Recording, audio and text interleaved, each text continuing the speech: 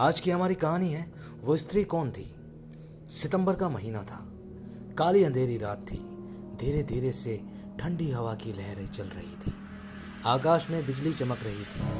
महेंद्र चाचा अपने घर से दूर अपने खेतों में खाट में सोए हुए थे। उनका खेत गांव के तालाब के पास था। बारिश के कारण तालाब भर गया था और खेत में घास भी ज्यादा हो गई थी। उसके कारण अंधेरे में ये सब ज्यादा डरावना लग रहा था। उस तालाब के किनारे आम के 6 बड़े पेड़ थे। आम के पेड़ की डालियों की आवाज भी काफी डरावनी लग रही थी।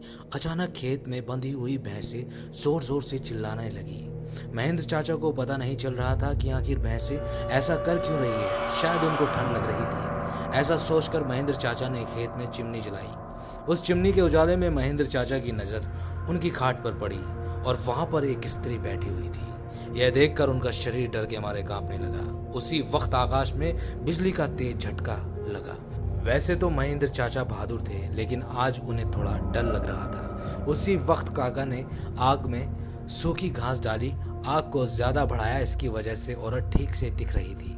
महेंद्र चाचा ने ताप के साथ बैठे बैठे ही बोला, कौन हो तुम, यहाँ क्या कर रही हो?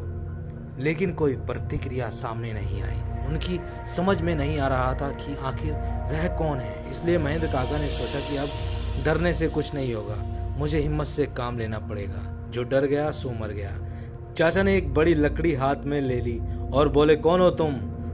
तुम्हें क्या लगता है कि मैं तुमसे डरता हूँ? लेकिन सच तो यही था कि चाचा अंदर से पूरी तरह डरे हुए थे। चाचा का यह गुस्से वाला रूप देखकर वो स्त्री खड़ी हो गई और जोर से बोली, क्या तुम मुझे नहीं जानते?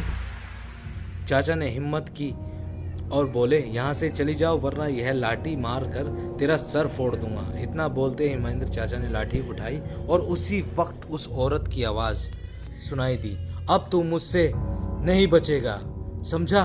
क्या तू मुझे नहीं जानता?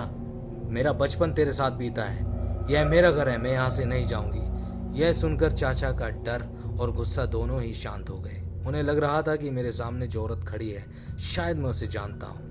उनकी आवाज भी जानी पहचानी लग रही थी। चाचा सोचने लगे, आखिर ये औरत है कौन? अगर मैं इस औरत को जानता हूँ तो ये इतनी खतरनाक और विकराल क्यों है? अचानक, अरे यह तो ज्योति है, मेरी बड़ी बहन। बचपन में मैं और ज्योति साथ में खेला करते थे। अब महेंद्र चाचा को पूरी बात समझ में आ गई। यह ज्योति की बचपन की बात है। जब ज्योति 14 साल की थी, तब इसी खेत के गांव में कुछ बच्चों के साथ वो खेल रही थी और खेलते खेलते एक डाल टूटकर नीचे गिर गई। ज्योति का सर जमीन पर लगा।